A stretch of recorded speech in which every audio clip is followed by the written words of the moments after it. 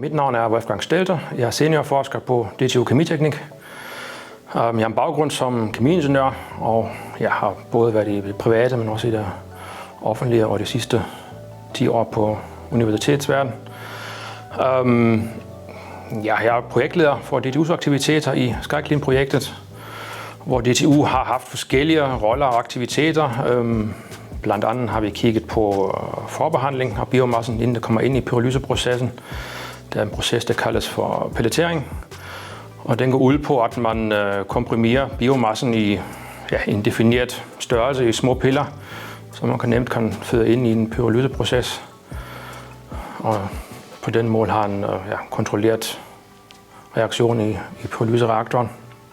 Og her har vi blandt andet optimeret parametrene og tilsætningsstoffer, hvor vi har tilsat forskellige bindingsstoffer, som både har resulteret i mindre energiforbrug i pelleteringsprocessen, men også i en bedre holdbarhed af piller, så de holder sammen.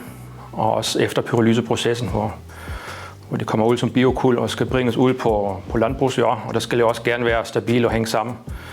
Så det er ret vigtigt, at man starter med et godt materiale. Så det var den ene aspekt, vi har arbejdet med. Den anden aspekt, vi har kigget på, det er jo miljøpåvirkning. Og hvad er det egentlig inde i råmaterialer, der kommer ind i pyrolyseprocessen, og hvordan bliver det omdannet, og hvad sker der med mulige forureninger, når man kører pyrolyseprocessen, og hvad kommer egentlig ud på den anden side i form af biokul. Og her har vi lavet forskellige miljøanalyser. Tungmetaller, men vi har også kigget på PFAS, tærstoffer og PCB'er i rummateriale, og så efter pyrolyseproces. Og her kan vi jo konstatere, at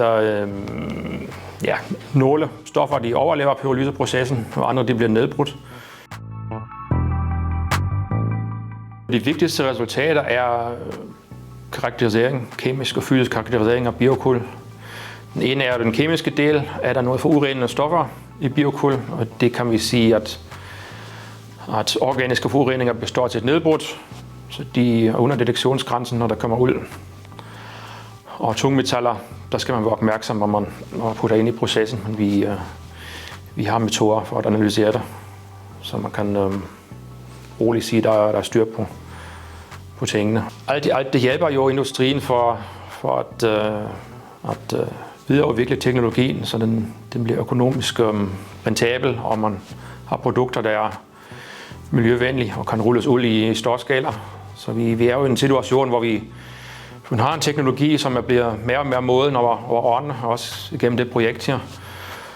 Og nu er vi jo nået hen et sted, hvor vi har en fuldskala anlæg stående, og er egentlig klar til at rulle teknologien ud til et kommercielt produkt. Et andet vigtigt aspekt i SkyClean Upscale-projektet var jo også at informere den brede befolkning om pyrolysen og komme ind om de problemstillinger og måske også de frygter, som der har været omkring pyrolyse, at det er en miljøvenlig teknologi, og at den kan være en del af løsningen.